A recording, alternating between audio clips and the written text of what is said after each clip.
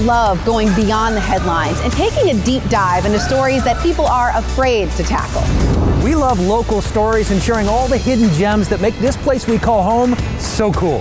When we say you're a part of the show, we really mean it. We focus on the stories that really make an impact. There's so many people doing amazing things right here in this area, and you don't really hear about them until now.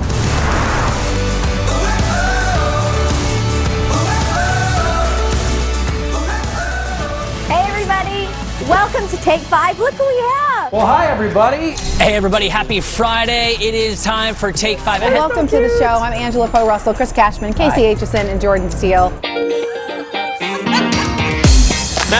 What? Hey, Ellen. Pin. What?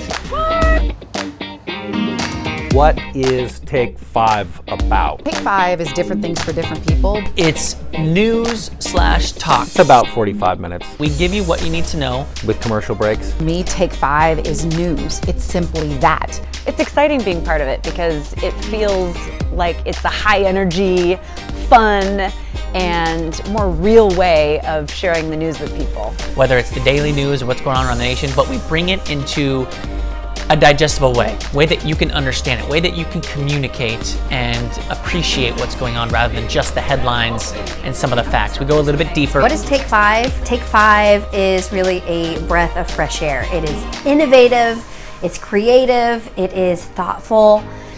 I think why it feels different is that we're choosing to focus on the whole of what's happening in our community, not just the negative things or the sad things. We're also telling you what's going right. I think we also are in some ways changing our community.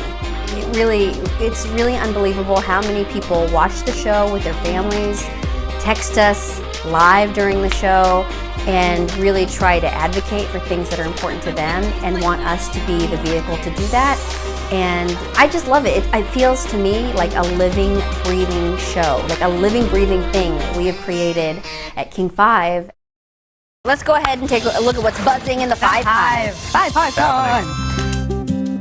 The 5 Hive is really a community that we wanted to create that would kind of be, I say, buzzing 24/7.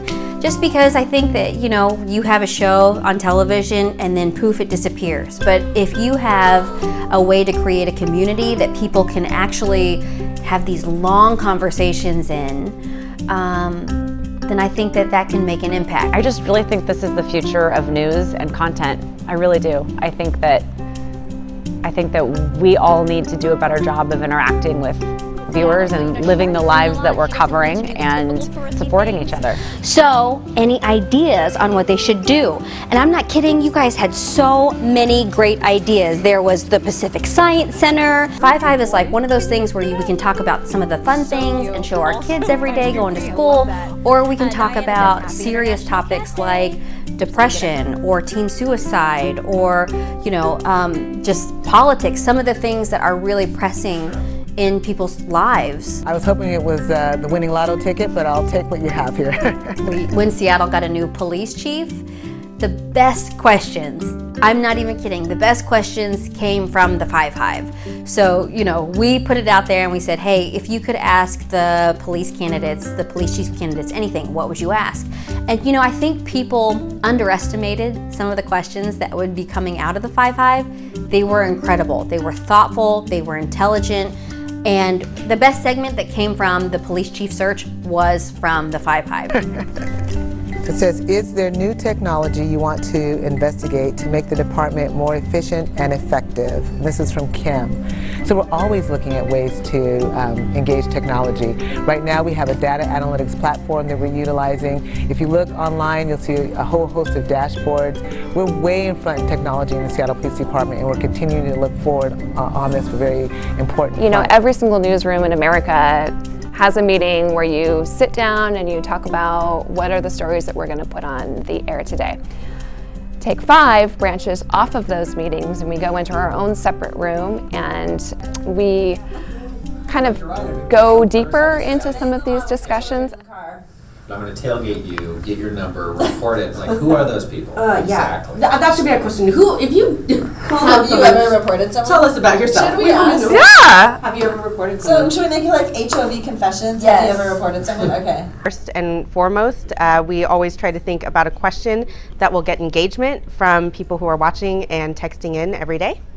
And when we're pitching stories, we're thinking about like, how can the audience be part of this conversation? How can they be part of the show? If we cover this story, how can we get them involved? And if you're driving here, maybe you want to take the HOV lane, right? So we do have a reminder from Rick Johnson, State Trooper Rick Johnson. He tweeted this. Crackdown. Yeah, it's a car full of pigs from the movie Sing, which I haven't seen, but they're super cute. That's a great movie. I've seen a little GIF.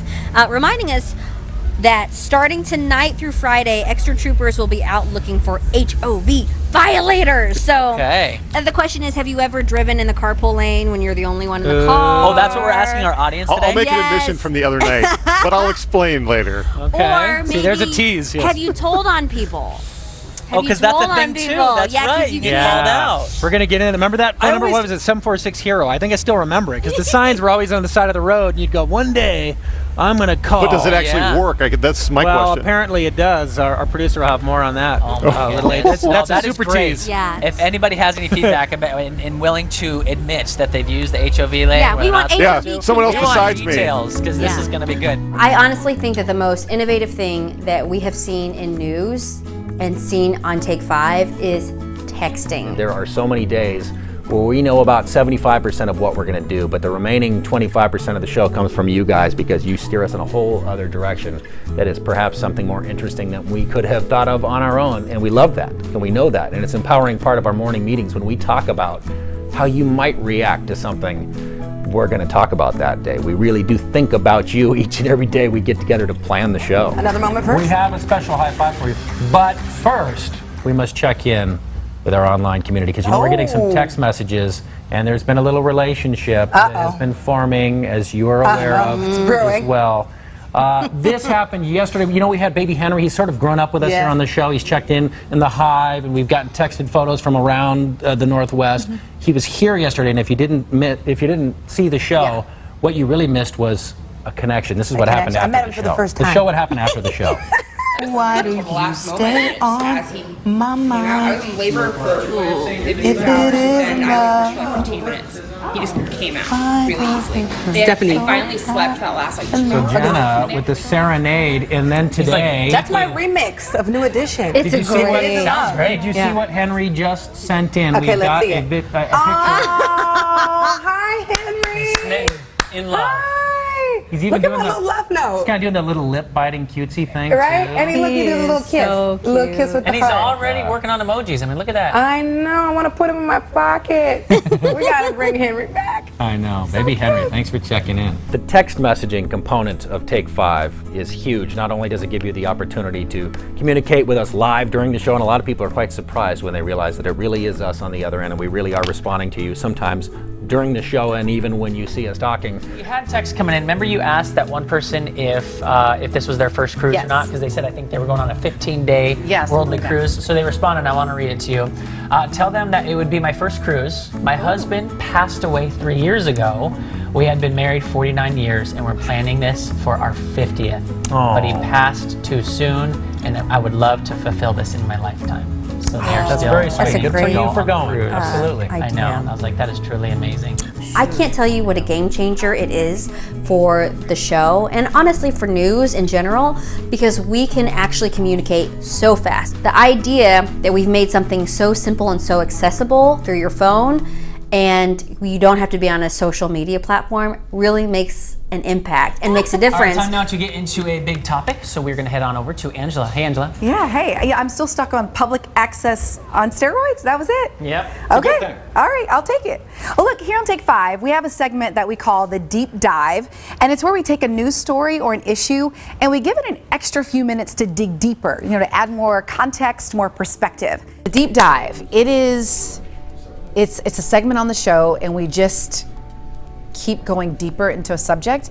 And how they come about, it really varies. So sometimes it starts with someone saying something and us saying, is that true? And then I go on the search to find out, and that's how we get deeper into the subject. Other times I hear something and I'm thinking, I don't know what that is, and so I want to go deeper. The deep dive is almost like if you take an onion and you peel back a layer and then you see there's more layers and you just keep going. And it's been so fascinating for me and informative to be able to do that kind of reporting. All right, let's set the scene for a moment. It's 2018. The median income for a computer programmer is $87,000, and a quarter of them make 6 figures. And yet, despite programs to increase the number of women in the field, the numbers have dropped. We did one on girls in STEAM, science, technology, engineering, art, and math, and why we're seeing fewer girls, fewer women getting into the field than the ones who are in the field actually leaving. And so if I were just give you a headline, we wouldn't understand why. So the deep dive kind of takes us into why this is happening, what's being done about it, who are the thought leaders on the subject. We thought it would be the perfect time to deep dive into the state of this world, television news. So if you have thoughts, if something comes to mind immediately, you can text us on our number 206-448-4545. First, how many times have you heard this about television news? I don't watch local TV news. I really don't watch local news. It seems really exaggerated. I don't really watch it either. I end up kind of scared. They should be a little bit more intellectually challenging as opposed to just stating the fact. It's really depressing. I will watch it for feel-good news shows. Look, I've spent more than 20 years working as a journalist, and unfortunately, we in local TV news have heard this for a while now. And those feelings are forcing us to grapple with some big questions. Is it our role to sugarcoat news? As journalists, aren't we supposed to report what goes wrong? Is it our job to manage viewers' emotions? We can't run from our problems, right? Now, on the surface, these may seem like reasonable questions. They're factual, but frankly, they miss the point. Now, I'm not trying to take a shot at my industry, but I think it is time to take 5 and self-reflect. The truth is, people are describing news as too depressing at a time when violent crime rates are about the same as they were when this came out. Leave It to Beaver, starring Barbara Billingsley. That show, Leave It to Beaver, ran from 1957 to 1963, and the FBI has national data going back to that era. The homicide rate is roughly the same as it was in 1960. When you look at longevity, people are living 9 years longer than they were in the 60s. And if you're a Seahawks fan, we do have a Super Bowl now. Now look, in all seriousness, none of this is to minimize our problems. If trouble knocks on your door or in your community, it's still a problem. We got to address it. But news should not be giving the perception of an ever-growing, scarier world when the numbers show differently. News must do better, because the consequences of consistently viewing negative news are significant. Look at this guy, Dr. Graham Davey. He's a psychologist who's known for his work in the field of anxiety and worry. In the late 90s, his team ran an experiment and divided people into 3 groups. One watched a positive news bulletin, another watched one that was negative, and the last an emotionally neutral newscast. Dr. Davey said those who watched the negative bulletins felt more anxious and sad, more so than the others. But more interesting was those same people were more likely to focus more on their own personal concerns or worries. So not only were the negative news viewers more anxious watching the news, after it was over, it made them more anxious about other things in their lives. It's scary, huh?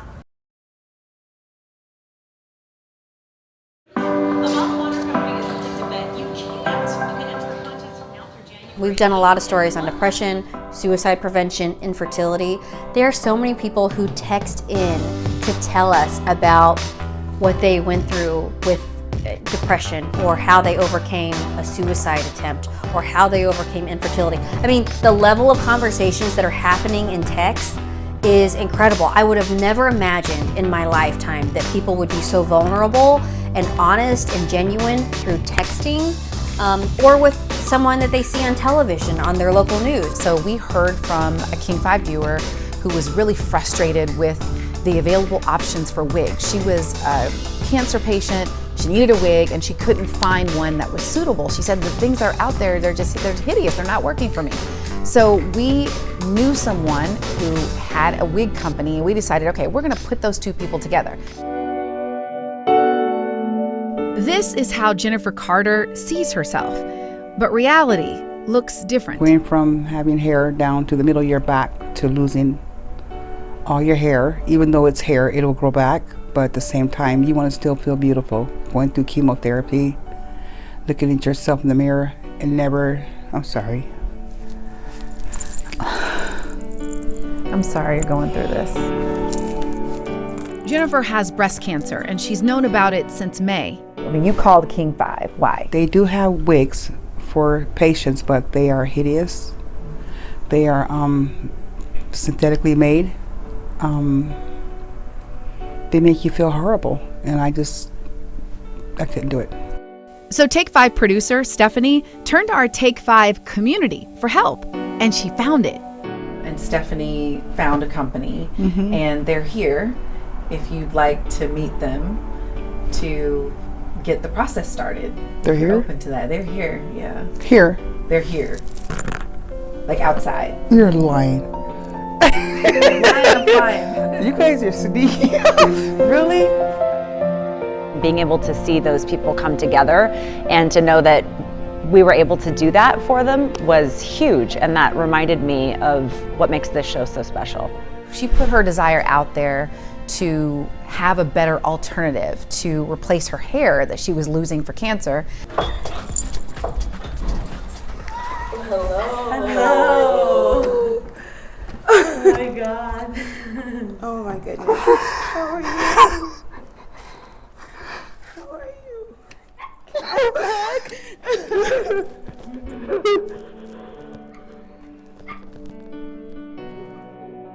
We just come for give you some love, and you are not alone.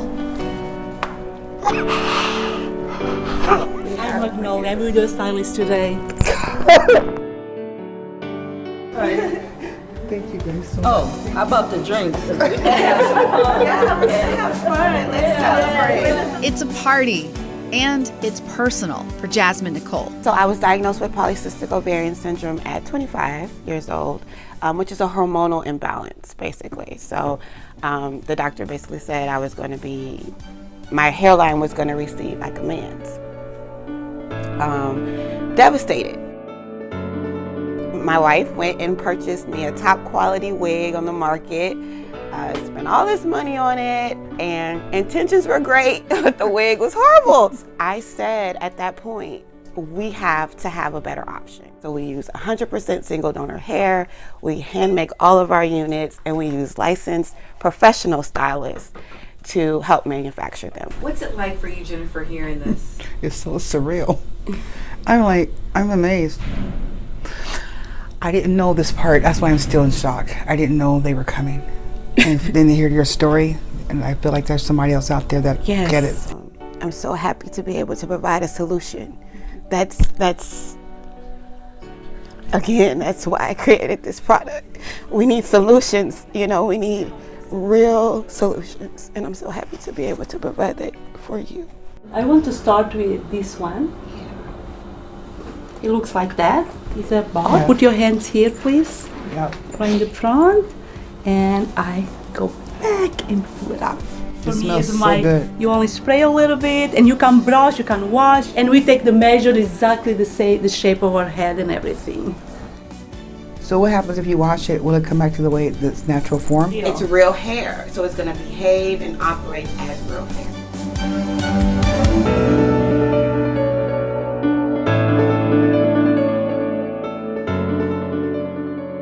Inside.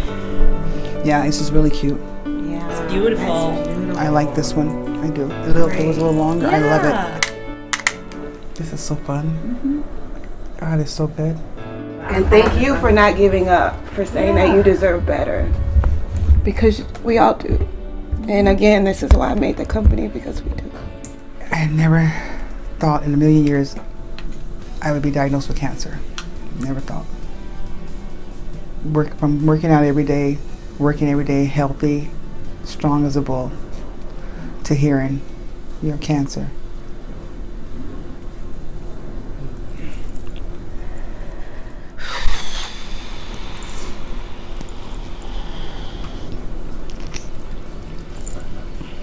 And I'm gonna fight.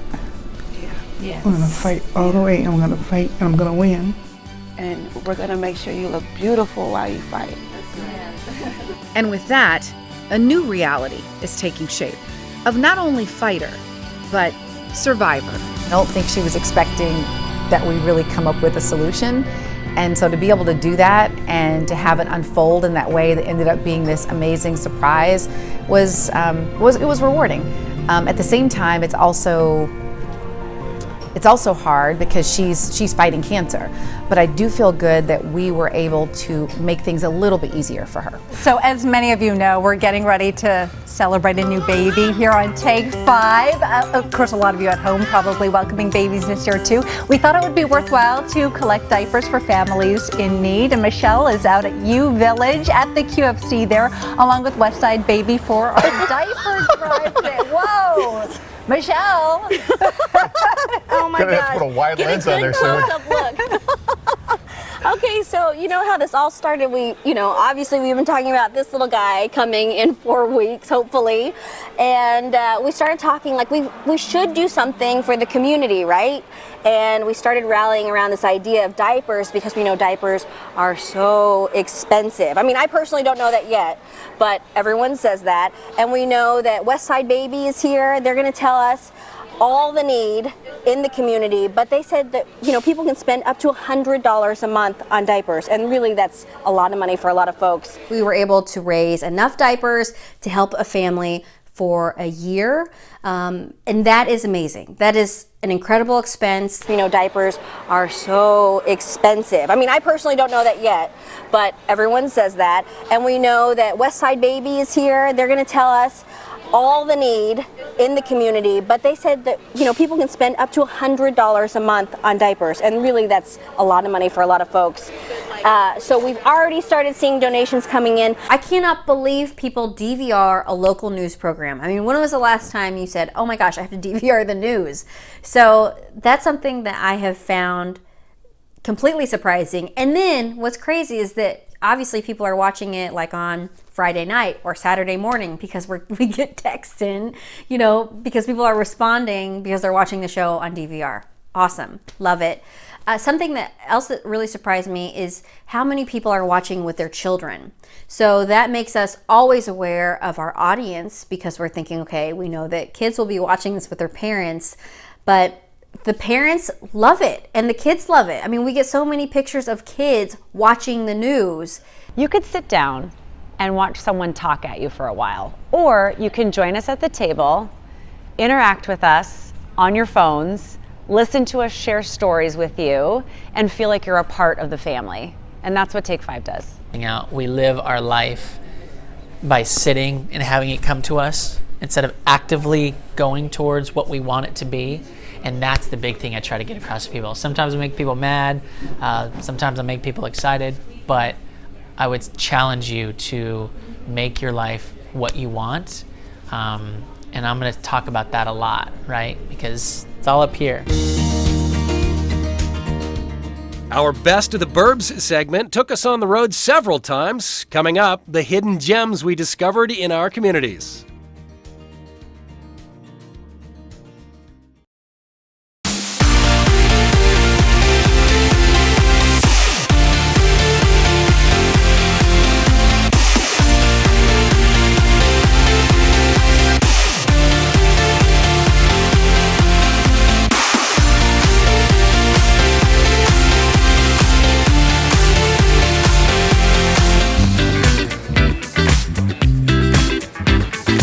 The thing that I love about the group is that they each bring something to the table. Angela is so advocacy driven. Chris is so funny but smart. He's got so much knowledge of this area. Jordan is so cheerful and joyful. And then I don't know what I do. I mean, maybe social media and just kind of connecting people. And then Casey, she has so much knowledge of this area as well. And she's so friendly and I love her. We want to keep it relaxed, authentic, informal, and just more like we'd be chatting on the couch at your house. So you see what's going on behind the scenes. Speaking of crazy, he's got the dog. Yeah. Okay, so we have a really special story. We asked you about a dream vacation. Well, actually, our director, Doug, and his kids helped pull off the ultimate dream vacation for his wife, Kathy. They've been talking about this for over a year. They got to go to Waco, Texas, and do the Chip and Joanna Gaines tour. So, Doug, let's take the story. So we actually do our show in the lobby of our building. And the only way that's possible is because the crew starts, I think, 3 hours before the show starts, and they just start setting up. Every day. Yeah. When you go into our lobby before our show, it's just a couch, a fireplace, chairs. Every day they're bringing in lights, the camera, the monitor that the hive is in, and setting it all up, getting everything ready, testing shots. They have plants. They're moving plants, all these big trees and stuff. And it's a process every day. Usually producers don't have to wear makeup every day. I wore my glasses today. Do I have to be on TV? Sometimes we would fight about it. Who has to be on TV today? You know, we don't want to do it. That's how we would judge who would have to booth the show. Like, I didn't wash my hair today. Can you do it? I have for a while been kind of obsessed with the food rating system in King County. And I would go to restaurants and be like, oh no, they have a okay face. What does that mean? So I looked into it. I made a producer's pick. Time for our producer's pick. Let's get on over to Meg Porter. Hey, Meg. Hey guys, that story from Pierce County yesterday in the restaurant really got me thinking about those food safety emojis that you see when you go to restaurants, especially in King County. That's where I live. So I thought I'd do a little digging to see what each of those actually mean, because I see them all the time. Let me show you what I'm talking about. You see these outside of restaurants. And King County's website says excellent means the restaurant has no or few red critical violations over the last 4 inspections. Good means the restaurant has some red critical violations over the last 4 inspections. Okay means they've had many red critical violations over the last 4 inspections. And then need to improve, the restaurant was either closed by Public Health Seattle and King County within the last year, or the restaurant needs multiple return inspections to fix food safety practices. Okay, so I have seen that needs to improve before. My husband and I pulled up and I saw it from my car. I didn't even get out of the car. I just said, no, let's go. I think it was closed, which makes sense after reading that. And there have been 2 restaurants where I've seen okay, and I have decided not to go. So I'm wondering, do you guys, would it change your mind? Would you eat at an okay or anything? I'm still confused how the one that was okay, had the mass. It was, talk about a bell curve. It's okay. I was trying to get the exact the wording. Many critical violations, but we're still okay. We're okay. We're all right. I don't know if You're that probably going to be okay. You know, as a producer, when you pitch a story, a lot of times, if none of the talent wants to pick it up, then that's that. The story's over. There was one time that I pitched a story and no one liked it, including you. Remember the crossing? Yeah. Chris and I were both like, no. Everybody knows that. Have you guys seen these at the crosswalks in Kirkland? What is that? Just flags? Wait. Just the cross yourself flag? Yeah. And you just pick it up. I had my sister do it for me. Kirkland's always had that. I was going to say, to be honest, a lot of cities, we have them. Seattle, we've had them. I grew up there. They've been there since I was a kid. So, Stephanie, you were blown away by what you saw at that crosswalk, but then people like me poo-pooed it and said, oh, I've seen that. I've never seen it. I've never seen that. Steph, I'm with you. I've never seen it. That's the thing. I had to set Cashman and Daniel straight and tell them that, there's people who are moving here all the time, new people that haven't seen stuff like that. I've been here for almost 3 years. It was the first time I had seen that. So I took a little video while I was out there. Take a look. I actually looked online. This program's called PedFlag. You can actually text the word walk to read all about it. And you guys are right, it's been around for a while. It started in 1995 after 2 pedestrian accidents in 1994. And the PedFlag program has grown from 4 locations to now 73. See, I had some fun. I had fun with it. Proved us wrong. Yeah, a lot of people texted in. It was a whole conversation. So that's another way that it helps to also have the texting, because in this case, the viewers had my back. So. Well, our producer Stephanie, she's got 2 little girls, and we wouldn't know how honest are you, Steph? I I can't say I'm super honest yet. They're only 4 and 5. So the toughest questions I've gotten so far, how did I get in your belly and how did I get out of your belly? And my response was, do you want some candy? I think news is evolving away from an expectation of perfection. And Take 5 is a great example of that. The expectation is that we're going to work hard and we're going to give you the news that you need to know, but we're going to do it in a very real, compassionate, connected way. Here's the thing. We all know the Pacific Northwest has a vibe that's extremely unique. Seattleites work hard, they play hard. They love being outside, I don't know, walking their dog, exercising, enjoying the beauty, whatever it is. Believe it or not, I believe this is the best place to live in the entire country. The Pacific Northwest offers beauty like nothing else, and the people are part of that culture and make that culture, so I want to showcase that. Hey guys, this is Matt, and he's introducing us to bath time. Forest bath time. We are going to get clipped in. Okay. And then we're going to start ascending 200 feet. You can take your time. Remember to breathe. Remember to take lots of breaks. Life's about the journey, not the destination. Exactly, yeah. Got it. You know, it's kind of like a baptism. It washes you clean when you go out in the water. It just, you come out of the water and all that stuff can be left behind. It's weird, surfing does do that. When you get lost, for some people, it can like recenter your core. So it's not, it doesn't sound like it's about the sport, it's more about the ocean relationship with you. It's a lot about the ocean. Before the wave riding gets good, you know, you gotta learn how to deal with the ocean. It's been fun. I mean, you could throw out a topic and you can find a reason why someone is prideful about it, but we gotta go with the big ones first. It's the magic bean. All right, so what should we start with? We're gonna make some espresso first. Let's do it. Yeah. Do we cheers? If you want to, yeah. I would love totally. to. Cheers. Just enough energy to make it go. Woo! When you think of Seattle, you think rain and coffee.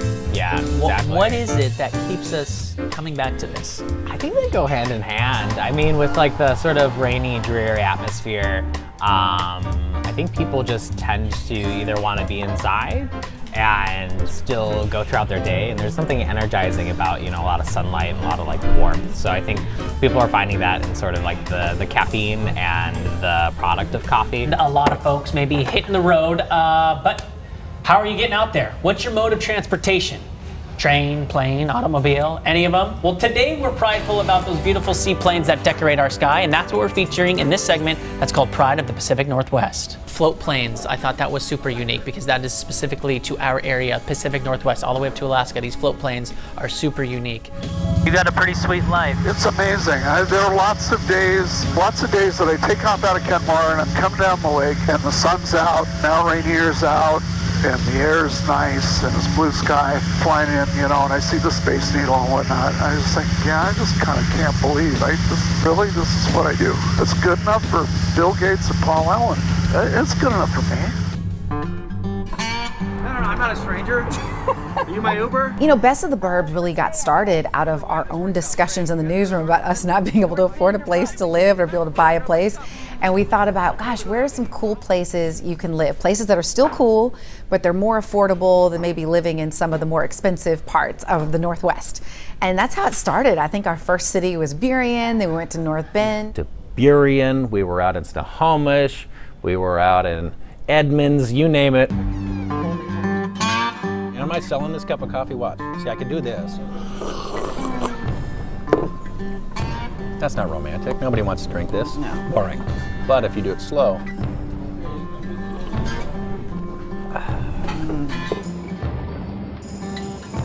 This is, excuse me, a damn fine cup of coffee. We get to cruise into these cities and kind of experience life as the locals, and I gotta say, so many of you guys have provided us with interesting tips when we cruised into a city, something we wouldn't have known about, something that makes you excited, the reason you live there. How are you doing? Good. Is Danny around? Wait, so you've got a bar, a theater, and a sausage shop? Yeah. Oh, you got This is what I want to be when I grow up. A guy with a bar, a theater, and a sausage shop. Yeah. This is it. So this is the spot. Yeah. And what I kind of wanted to do was bring a little bit of downtown Seattle to Burien. So I mean, we have all fresh squeezed drinks for a cocktail, so it's all fresh orange, fresh grapefruit juice, and then we just decided to put a movie theater in. This is awesome. So we have a ton of parties here. Get ready to take it all in because you're entering North Bend. How dramatic is this backdrop? So what happened at this gas station?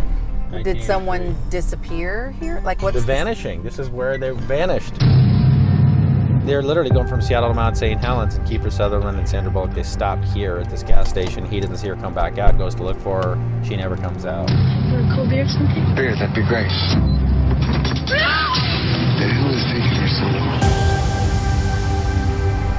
And she never was seen again. Fun fact. I want to get out of here. That's what I want. Can we get some chicken and JoJo's first? Over here are the factory outlets, and just beyond the factory outlets, Nintendo. That kid Chris dreamed of getting into.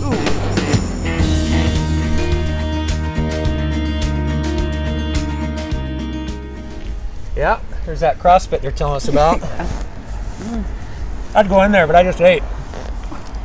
Maybe a couple hours.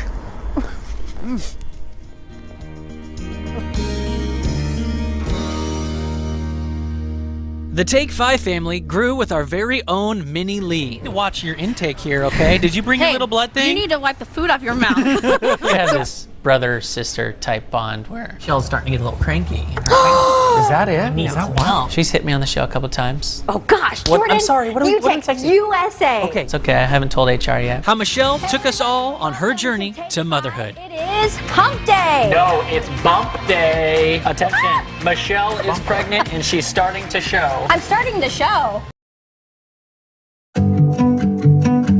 This week is National Infertility Awareness Week, and we are going to spend this time sharing some of your incredible stories. Michelle being pregnant as we launched the show is the kind of thing that an executive producer can only dream about, only in this case, it was real, something special, something magical, and I'll never forget the day that she got to break the news on the show because we already knew about it behind the scenes. Hey everybody, welcome to Take 5. It is hump day. No, it's bump day. Attention, Michelle is pregnant and she's starting to show. I'm starting the show. You know what the funny thing is about Michelle's pregnancy?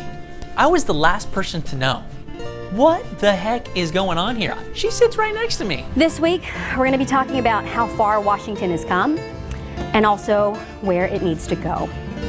And this week also happens to be the week that my husband and I are closing a chapter on our infertility journey. And that is because this week we are finally able to announce that we are having a baby. Yay, that's so great. Everybody knew what was going on. I'm the guy who found out on the show live in that moment when she told everybody else. My jaw hit the floor. I was like, what? Sorry, Jordan, I didn't tell you. I wanted to tell you last week. I feel so great though. Can I give you a hug?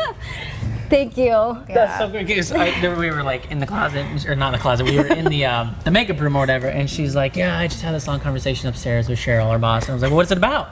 She goes, no, nothing, don't worry about it, I'll tell you later. I'm like, well, I want to know now. You know what? This is so exciting. What I love about this is we've known behind the scenes, you know, your story and your struggles, and it's a delicate topic. You don't want to talk about it. I sometimes almost feel guilty talking about my girls, and when I knew that you were going to announce this today, I got so happy for you. Mm-hmm. This is the best news in the world. Your life's about to change. As a great friend of mine in this industry told me many moons ago when I was expecting my first daughter, he says, you know what, Chris? Your fear is that life sometimes might be less fun. You're not going to get to tailgate and run out with your friends and do all that silliness. He said, but your life will always be filled with more joy. And I can think of countless moments in my life where nothing was going on at all, and it was just me and my girl sitting there, and that moment hit me, and I thought this would have been a forgettable moment in my life that is now relevant and important and special. I did not expect to get emotional myself as she shared the news, but it was so special to get to share the journey with Michelle during her pregnancy was so special. To get to go home with my daughters, to make her that custom onesie. We got you some goodies there. When I found out, I couldn't help but go get crafty with my little girls because they were so excited. So we ran out last night. We wanted to get you your first Take 5 onesie. Adorable. We customized the back, Mini Lee. Mini Lee, that little baby JJ is now wearing proudly on Instagram. See, I'm going to make a rabbit so ear much. through the tunnel, and Can't it's reach tied. my toes There you go. anymore. Welcome to the third trimester. Oh, thank you very much. All right. Getting pampered. Oh, sorry about that. But inside the blanket. It's like a burrito. It's a burrito. That's what they call it, burrito beef. Bring it under.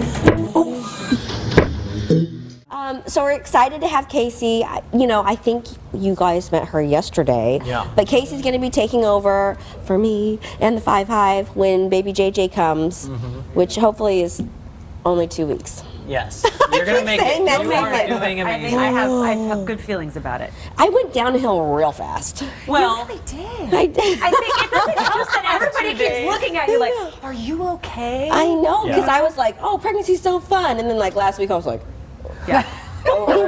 something happened. I don't know.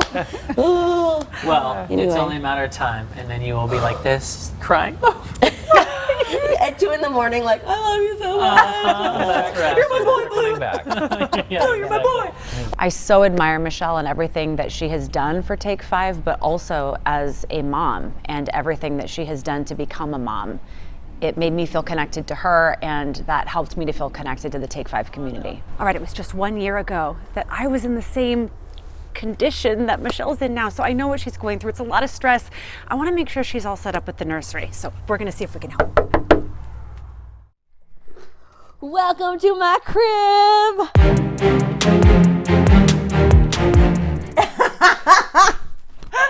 No, it looks good.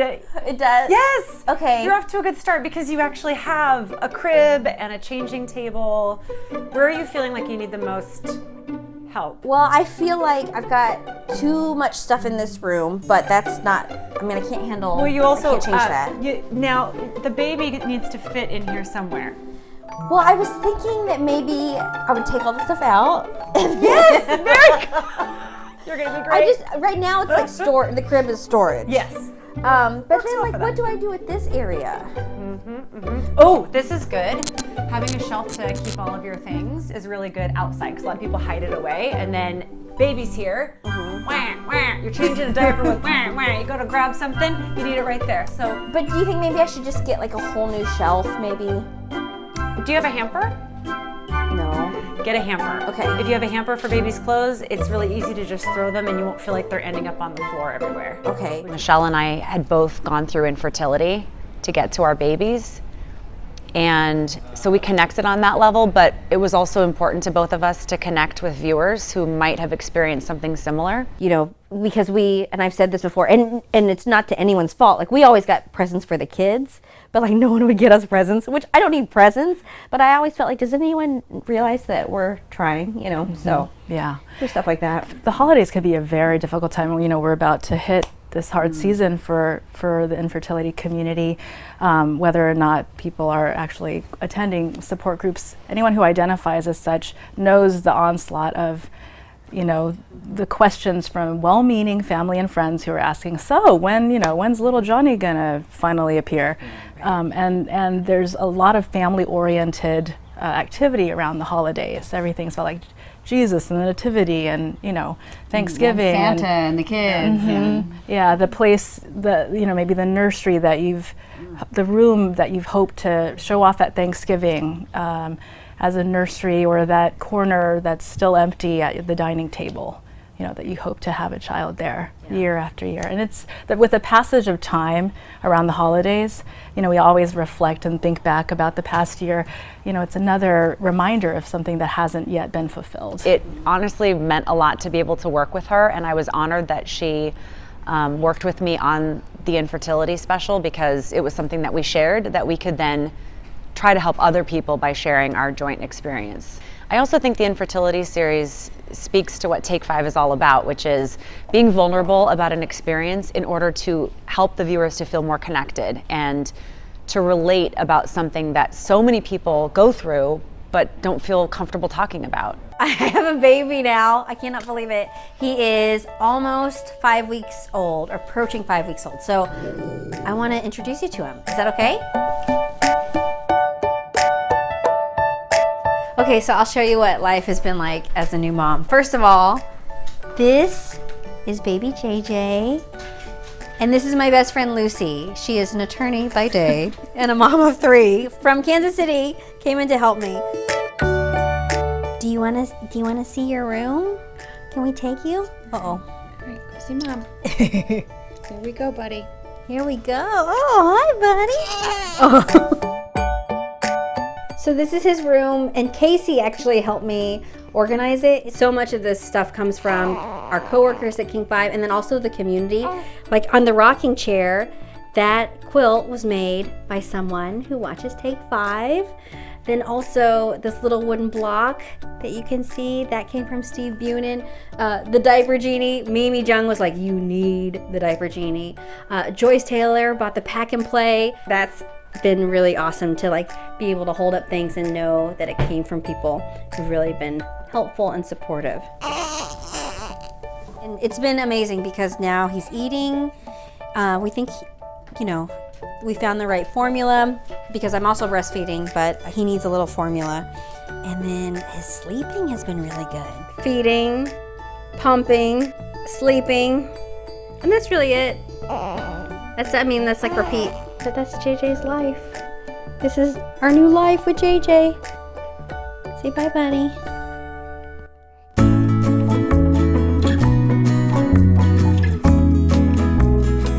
Coming up next, our message for you, our Take 5 family.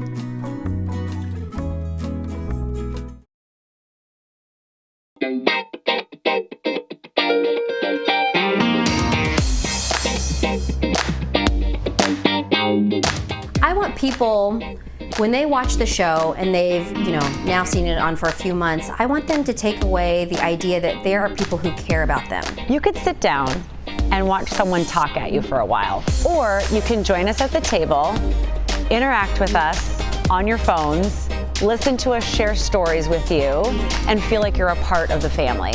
And that's what Take 5 does. What I look forward to so much on Take 5 is hanging out with these guys every day, right? Just the chemistry we have. You get a little bickering, you get a lot of laughter, you get some smiles, you get some serious moments. There's a lot of love that is shared. For somebody like me who grew up here in Seattle, who grew up watching my dad on King 5, to get to do a show now 5 days a week on King 5 that makes people smile, that makes you laugh, that hopefully empowers you to go out and do something to make this a better place to live. That's pretty much what it's about. To the viewers, I would just say for those of you who have been part of the Take 5 community, thank you, because we took a chance by putting out a show that is focused on positivity and optimism, and yeah, it was risky. And so we thank you for checking us out, for being part of it. And I'd invite anyone else, if you haven't checked out the show, just to come be part of it. And hey, if there's something that you want to see more of, less of, or you just think there's a topic we need to explore, we actually want this to be a two-way conversation. I want people to know that the news matters and feel like the news matters. I want them to feel connected to the stories that are going on in their community. And I know everyone feels that. Everyone wants that for all the shows, whatever shows they are on. But I want people to think that Take 5 has really made the effort to offer this incredible service to the community.